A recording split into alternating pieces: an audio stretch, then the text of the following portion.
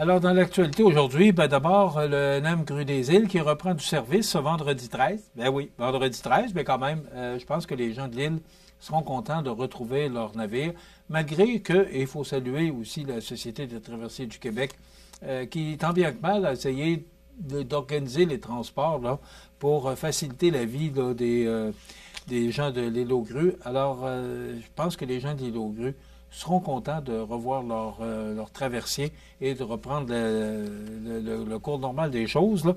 Mais jusqu'à vendredi, ben là, il va y avoir un peu des choses qui vont changer, des bousculades, là, parce que, bon, ce qu'on nous dit, c'est que le tandem remorqueur-barge demeurera en service pour assurer le transport des véhicules, mais le transport de tous les piétons, y compris les conducteurs des véhicules, sera assuré exclusivement par avion jusqu'au retour à l'heure normale. Fait que là, il y a une transition qui doit se faire, mais à partir de vendredi soir, le Grue des Îles reprendra là, ses activités. Je pense que tout le monde sera bien content. On remercie les gens de l'île pour leur collaboration, mais quand même, c'est important, leur bateau, leur traversier, parce qu'il est là de avril à novembre ou décembre, tout dépendamment de la température. Puis pour eux, pour l'approvisionnement de l'île, c'est quand même important. On apprenait la semaine dernière l'excellente nouvelle pour les résidents de la MRC de l'îlet, la couverture ambulancière qui sera considérablement renforcée sur le territoire. Bien, c'est une bonne nouvelle, on vous en a parlé parce que c'est le ministère qui nous a fait parvenir le communiqué.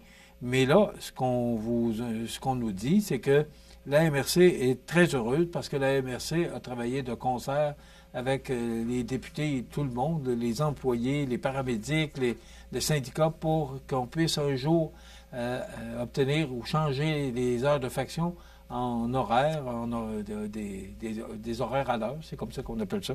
Alors, je pense que tout le monde est content, là. C'est quand même beaucoup d'argent pour le milieu, mais ça devenait essentiel, puis ça devrait entrer en vigueur prochainement. On aura sûrement de l'information à ce sujet-là.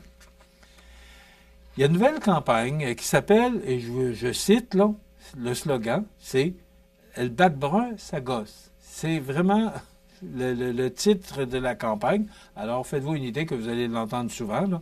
Mais cette campagne, c'est parce qu'on dit, il y en a qui trouvent que le bac brun, ça sent pas tellement bon. Le bac brun, ça colle. Le bac brun, ça grouille. Alors, tout ça, c'est qu'on veut faire une campagne de sensibilisation parce que le bac brun mérite d'être entretenu. Et le slogan aussi, c'est qu'on dit que ça rapporte parce que au mois de mai, des gens là, de Montmagny, qui avaient des gens propriétaires de la ville de Montmagny, parce que le bac brun, ce ne sont que des propriétaires là, qui peuvent en avoir un. Alors, lors de la récente activité de distribution de compost, là, le 24 mai dernier, au garage municipal, 16 500 livres de compost ont été remis gratuitement à plus de 200 citoyens, quand même. Donc, c'est tout ce que vous avez économisé, tout ce que vous avez récupéré, que vous avez placé dans le bac brun, 200 citoyens en ont profité pour aller chercher du compost gratuitement. Donc, c'était offert par la ville de Montmagny. Aussi, c'est que le 5 juin, Mme Jocelyne Caron, mairesse de Cap-Saint-Ignace, s'est rendue souhaiter bon anniversaire, bon 100e anniversaire, Mme Gisèle Lavoie. D'ailleurs, on la voit sur la photo, Mme Lavoie accompagnée de Mme Caron. Alors, le 5 juin, Mme Lavoie, qui a eu 100 ans, donc c'est une résidente de Cap-Saint-Ignace. Alors, elle s'est vue remettre une gerbe de fleurs. Bravo pour cette belle initiative, Mme Caron, et votre conseil municipal. Et bon anniversaire avec quelques jours de retard à vous, Mme Lavoie. Puis, on vous souhaite encore beaucoup de santé et longue vie à vous. Donc, on vous adresse nos meilleurs vœux d'anniversaire. CEMA TV, toute l'équipe de CEMA TV, mais aussi toute l'équipe, le conseil municipal et l'équipe de la municipalité de Cap-Saint-Ignace. J'en ai appris une bonne dans le Journal de Québec. Pas de zéro en cas de plagiat à l'école privée. Peut-être que ce ne sont pas toutes les écoles privées, je ne peux pas vous le confirmer. Mais ce qu'on nous dit, c'est que de nouvelles orientations concernant l'évaluation des élèves suscitent la grogne dans des écoles privées, alors qu'on demande aux profs de ne plus modifier à la baisse la note d'un élève qui a plagié ou remis un travail en retard. On cite là, dans cet article de Daphné Dion-Vient du Journal de Québec qu'en 5e secondaire, de 40 à 50 % des ados remettent désormais leur travail en retard. Eh oui. Ça, c'est un enseignant là, qui a donné cette information-là à la journaliste. Bien sûr, il a voulu garder l'anonymat et on comprend. Et en cinquième secondaire, de 40 à 50 des ados remettent désormais leur travail ou leurs travaux, c'est au pluriel, leurs travaux en retard.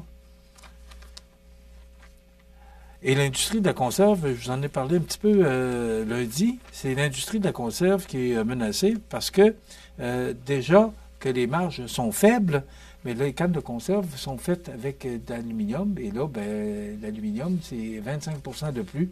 Donc, puis on dit aussi que Trump rendra-t-il votre bière de microbrasserie plus chère?